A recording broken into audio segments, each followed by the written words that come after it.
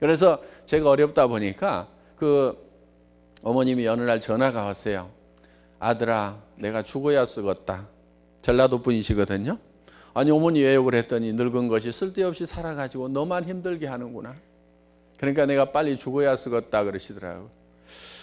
그 얘기를 들으니까 제 가슴도 미어지는 거야. 그래서 제가 어머니께 이렇게 말씀드렸어요. 어머니, 제가 다시 재기를 하고 다시 성공을 한다고 하면은 주변에 기뻐해 줄 분들이 있어야 될 거 아닙니까? 그런데 제가 재기를 하고 다시 성공을 했는데도 주변에서 기뻐해 줄 사람이 아무도 없다고 하면은 제가 무슨 힘이 나서 성공을 하려고 하겠습니까? 제가 다시 성공을 한다고 그러면 이 세상에서 제일 기뻐하실 분이 어머니 맞죠? 그랬더니만 그러지, 내가 춤이라도 추재, 내가 제일로 기쁘자, 이렇게 얘기를 하시는 거예요. 그래요 어머니, 제가 다시 재기를 했을 때 제일 기뻐하실 분이 꼭 옆에 계셔야지 돌아가시면 안 됩니다 어머니. 그랬더니 아이고 우리 아들은 말도 잘해요. 네 말 들으니까 내가 살아야 쓰겄다. 정말 어떻게 보면은 제가 몸까지 아프니까 일하고 다시 일어서는 것 자체가 굉장히 귀찮아지고요. 또 사람이 어떤 절망 속에 이렇게 빠지게 되면은요, 어떤 희망과 용기를 갖는다는 것 자체가 굉장히 힘듭니다. 그러니까 꿈을 가지세요 뭐하고 막 하잖아요. 그런데 진짜 절망 속에 있을 때는요, 꿈을 갖고 희망을 갖는 것이 굉장히 힘들어요. 그런데 저는 그 시절에 제가 봤던 책 중에 한 구절을 애우고 있었던 게 있었어요. 희망이 없을 때 유일한 희망은 희망을 갖는 것이다. 희망이 없을 때 희망마저 갖지 못한다고 하면은 그건 진짜 절망이다. 그래서 제가 수도 없이 대내었던 말이 뭐였냐면은 돈도 없죠? 몸까지 병들었죠? 그러니까 이제 절망인 거예요. 어떻게 해볼 수가 없는 거예요. 그때 제가 속으로 수도 없이 였던 것이 희망이 없을 때 유일한 희망은 희망을 갖는 거예요. 그 얘기를 저는 수도 없이 반복을 하면서 내가 몸이 나을 수 있다는 희망을 갖자. 내가 다시 재기를 할 수 있다는 희망을 갖자. 이 애들을 다 잘 키울 수 있다는 희망을 갖자. 우리 부모님을 기쁘게 해드릴 수 있다는 희망을 갖자. 그 희망을 가지니까 조금씩 이렇게 마음이 변하면서 몸도 달라지기 시작을 하더라 하는 겁니다. 그래서 조금씩 건강이 회복이 되고 다시 운동도 조금씩 시작을 하고 몸을 내가 추스려야 되겠다, 관리를 해야 되겠다, 그러면서 건강을 회복해야 되겠다는 의지를 갖게 되니까 건강도 회복이 되더라 하는 겁니다. 그래서 어떻게 보면은 사람이 어려움을 겪다 보면은 그 어려움에 그냥 자기를 맞춰버립니다. 그래, 나는 이제부터는 이렇게 살 거야. 그냥 가난을 벗삼아서 살 거야. 그냥 이렇게 서민으로 살 거야. 이제 꿈은 다 버렸어. 아메리칸 드림 다 버렸어. 까짓게 내한테는 중요한 게 아니야. 나는 그냥 그 낮아진 대로 살 거야. 이렇게 계속 가다 보면은요, 사실은 답을 찾을 수가 없어요. 그래서 우리는 바닥에 떨어져 있을 때일수록 하늘을 쳐다봐야 됩니다. 그래야 살 길이 나오는 거예요.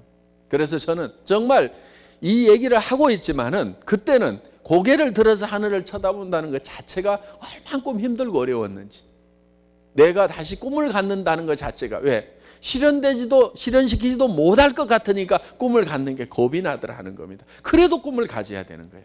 그러면 우리 몸은 따라서 변화를 해줍니다. 우리 몸은 우리의 정신세계에 따라서 변화를 하게 돼 있어요.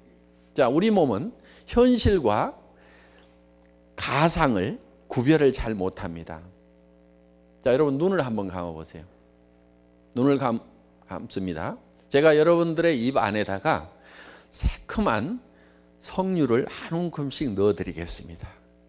그 석류를 여러분들이 아자자작 씹어보세요. 그러면 입 안에 가득 새콤한 즙이 흘러 퍼집니다. 자, 입 안에서 어떤 일이 벌어졌어요? 입안에 아무 일도 안 생겼어요? 침 고였어요? 안 고였어요? 침 안 고이신 분들은요, 빨리 병원에 가봐야 돼요. 우리는 생각만 했는데 실제로는 그 석류를 먹지 않았는데도 그 석류를 먹는다는 생각만 하더라도 우리의 침샘은 그대로 작용을 한다 이거예요.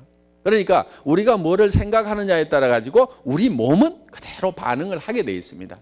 우리가 성공해야 되겠다, 내가 다시 건강해져야 되겠다 하는 생각을 갖게 되면은 우리 몸도 따라서 건강한 쪽으로 이렇게 변화가 일어나게 되어 있다 하는 겁니다. 내가 성공해야 되겠다는 생각을 하게 되면은 우리의 모든 신체의 세포 하나하나가 성공을 향해서 움직이게 돼 있다 하는 거예요.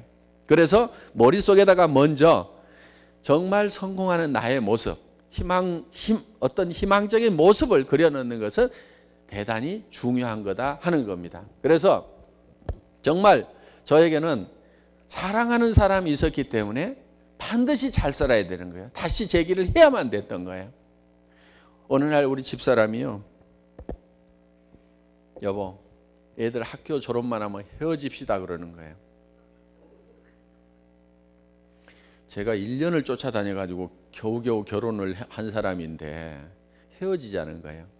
그런데 사람이 경제적으로 어려워지면은요, 자꾸 부딪히는 문제들이 생겨요. 투시락 이렇게 이제 싸우게 되는데, 이혼하는 사람들 보니까 성격 차이라고 그러는데요, 성격 차이가 아니고 경제적인 문제, 돈 차이가 대부분이더라고요. 어때요? 돈 차이로 이혼을 많이 합니까? 성격 차이로 이혼을 많이 합니까? 결국은 돈 차이예요, 보면은. 그래서 누가요, 남편이 한 달에 2천만 원씩만, 한 달에 매달 2만 불씩만 꼬박꼬박 통장에다 넣어주면서 여보 마음대로 써 해보세요. 그러면 그 남편 보고 여보 헤어집시다 그래요? 절대로 그 말 안 할 겁니다, 아마. 그래서 대개는 보면 돈이 떨어지면 가정이 이렇게 두시락두시락 싸우는 문제들이 생깁니다. 저도 이제 예를 들면 집 안에 들어가면은 겨울에 가스를 아낀다고 집을 춥게 만들어 놓는 거야. 그러면 제가 뭐라고 그러냐면, 여보, 돈 없을 때는 돈을 펑펑 쓰는 거야. 돈 없을 때는 돈 아끼는 거 아니야. 돈은 돈 있을 때 아끼는 거고 돈 없을 때는 있는 대로 다 써. 제발 좀 가스 좀 틀어가지고, 그거 우리가 10년을 아껴도 그 가스비 아껴가지고 우리 부자 안 돼. 그러니까 좀 가스라도 좀 틀어가지고 몸이라도 따뜻하게 하자고 이렇게 얘기를 하면은, 당신이 그렇게 생각을 하니까 우리가 이 모양 이 꼴 됐다고 이제 한마디 하면은 이제 그게 이제 투시락 싸우게 되는 거예요. 그걸 가지고. 여러분, 돈 없을 때는요, 저축하지 마세요. 아끼지 마세요. 아껴봐야 얼마 아끼겠어요. 있는 대로 다 쓰시라 이거예요. 돈은 없을 때는요, 아끼는 게 아닙니다. 다 써버리세요. 돈은 언제 아끼냐면요, 돈이 펑펑 벌릴 때 아끼는 거예요. 그때 저축을 해야 되는 거예요. 그게 부자들의 사고방식입니다. 가난뱅이는 어떻게 하는 줄 아세요? 없을 때는 아등바등 아껴. 돈이 펑펑 벌리잖아요. 펑펑 써. 그러니까 다시 가난뱅이가 되지. 완전 반대입니다. 가난뱅이하고 부자의 사고방식은 달라야 되는 거예요. 부자의 사고방식은 돈 없을 때는 어떻게 한다고요? 펑펑 쓰라니까요. 펑펑. 다 같이 돈 없을 때. 그러니까 있는 대로 다 쓰는 거예요. 그냥 다 써봐야 얼마 안 되니까. 그래야 신간이라도 편할 거 아니에요. 그래, 있는 대로 다 쓰자 까짓것 하면서 다 쓰라 이거예요. 돈 가난뱅이는 그때 아낀다니까요. 아껴봐야 절대 그거 아껴가지고 부자 될 수가 없어요. 왜? 돈이 없는데 생활비 아껴봐야 얼마나 아끼겠어요. 병만 들어요. 음식 제대로 못 먹고 병 들고, 불안 때 가지고 감기 들고 병밖에 안 들어. 그러니까 병이라도 안 걸리게 하고, 이렇게 하는 것이 남는 장사가 된다. 그러니까 최대한 있는 대로 펑펑 다 투자를 하라 이거예요. 다 투자해봐야 얼마 안 되니까. 이렇게 이제 하다 보니까 의견 차이가 있어갖고 투시락 싸운 거예요. 어느 날이요, 우리 집사람이요, 이혼을 하자고 그러니까 제가 정신이 포떡 드는 거예요. 그러면서 가만히 생각해 보니까 제가 옥장이 무너지는 거예요. 너무 가슴이 아픈 거예요. 왜 가슴이 아프냐면은 이 사람이 가겠다고 하는데 제가 줄 게 아무것도 없는 거예요. 그 줄 게 아무것도 없다는 것이 그렇게 서러운 거예요. 이 사람은 가면은 혼자 돈을 잘 벌어서 잘 살지도 못할 것 같은데, 가면은 이제 평생을 가난뱅이로 살아가야 되는데, 집도 좀 사줘야 되고 통장에 돈도 좀 넣어가지고 보냈으면 좋겠는데 그게 내가 한 푼도 없다는 것이 너무 서러워가지고 제가 집사람 다리를 붙들고 엉엉 울었어요. 여보, 가지마. 지금은 내가 보낼 수가 없어.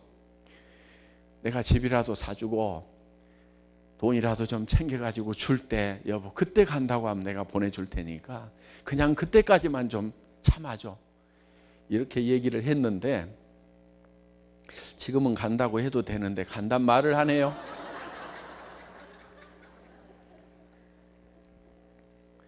우리는 정말 잘 살아야 되는 이유가 내 혼자한테만 있는 게 아닙니다. 정말 사랑하는 사람들이 있기 때문에, 정말 내가 잘 되기를 바라는 부모가 있고 내가 잘 돼야만이 우리 자녀들도 같이 잘 될 수가 있잖아요. 그래서 우리가 잘 돼야 되는 이유는 정말 사랑하는 사람들이 있기 때문에 내가 잘 살고 잘 돼야 된다. 그렇게 하려면 또 배워야 됩니다. 오늘 여기 오신 분들은 잘 살기 위해서 배우러 오신 거예요. 그러다 보니까 정말 내 사랑하는 사람들이 있었구나 하는 것도 또 깨닫게 되고, 그리고 우리는 또 주변에다 공헌을 해야 됩니다. 우리 주변에 힘들고 어려운 사람들에게 우리는 도움을 주면서 살아갈 수 있어야 된다 이거예요. 그래서 여러분들 가족들이 어려우면요, 다 여러분 책임이라고 생각을 하셔야 돼요. 유대인들은 사촌까지는 자기 가족으로 다 생각을 합니다. 그러니까 조카나 이제 그 사촌이, 예를 들어서 조카면 삼촌이죠. 삼촌이나 사촌 관계에 있는 사람들이 공부를 못하게 되면 자기 자녀하고 똑같이 학비를 내서 자기가 공부시켜야 된다는 의무감을 가져요. 똑같이 입혀야 되는 책임이 누구한테 있냐면 자기한테 있다고 생각을 합니다. 사촌까지는 자기 가족으로 보는 거예요. 이렇게. 그러니까 내가 내 주변에 못 사는 사람이 있다, 못 사는 가족이 있다고 하면 그게 반드시 내 책임이라고 생각을 해야 된다 이거예요. 그러니까 우리는 내 주변에 못 사는 형제가 아니라 못 사는 사촌들, 조카들이 있다고 하면 그들을 위해서라도 우리는 반드시 잘 살아야만 되는 거예요. 그들이 어려움을 겪고 있으면 아이고, 내가 제대로 안 돼가지고 쟤네들까지 어려움을 겪는 거라. 내가 잘 돼가지고 쟤네들을 다 도와줘야 되는데 내 책임이구나 이렇게 생각을 해야 된다 이거예요. 또 친구들이 어렵다고 하면 반드시 친구들을 도와줘야 됩니다. 그 친구들이 예를 들어서 자녀들이 학비가 부족하다거나 어떤 병에 걸려서 치료를 제대로 못하고 있다고 하면 우리가 치료를 해줘야 되는 겁니다. 그래서 내가 돈을 제대로 못 벌고 부자가 못 됐기 때문에 저한테 도움을 못 주고 있구나, 내가 의무를 다 못하고 있구나 하는 생각을 우리는 반드시 해야만 된다 하는 거예요. 그래서 우리는 주변에 공헌을 해야 됩니다. 그래서 가까운 가족부터 시작해서 친척으로, 그 다음에 이웃으로, 국가로, 사회로 이렇게 점점 그 공헌할 수 있는 범위를 넓혀 나가야 된다 하는 거예요. 그런데 제일 먼저 도와야 될, 제일 먼저 공헌해야 될 대상이 누군지 아세요? 가장 먼저 공헌을 해야 될 대상은요, 배우자입니다. 배우자. 남편은 아내, 아내는 남편을 첫 번째로 도와야 되는 거예요. 그래서 아내가 고생하고 있으면 누구 책임이에요? 남편 책임이고, 남편이 고생하고 있으면 아내 책임인 겁니다. 그래서 맨 먼저 공헌을 하는 것은 바로 내한테 가장 가까운 사람부터 해야 된다. 그런데 이런 사람들이 있어요. 집안의 일은 아무 관심 없으면서 온 동네 봉사하러 다닌다고 하는 사람들 있잖아요. 되게 그런 사람들은 되게 악한 사람들이에요. 보면은 실제로 그런 사람들 상대해 보면은요, 착한 것 같은데요, 이렇게 가까이 해보면 굉장히 악한 사람들입니다. 되게. 그래서 자기 친척을, 자기 가족을 이렇게 사랑하지 않고 밖으로만 이렇게 하는 사람들은 전부 어떤 명예욕이나 어떤 거짓을 쫓아가는 좀 거짓된 사람들이에요. 그러니까 혹시 여러분들 가족 팽겨놓고 집안에 설거지 안 해놓고 노인당 가서 설거지하고 있다? 그거 잘못된 겁니다. 집안 설거지부터 먼저 하라 이거예요. 아내를 위해서 설거지를 먼저 하고 그리고 봉사를 하러 가야 되지, 그거는 안 해놓고 봉사하러 다닌다는 사람들 다 엉터리고 악한 사람들입니다.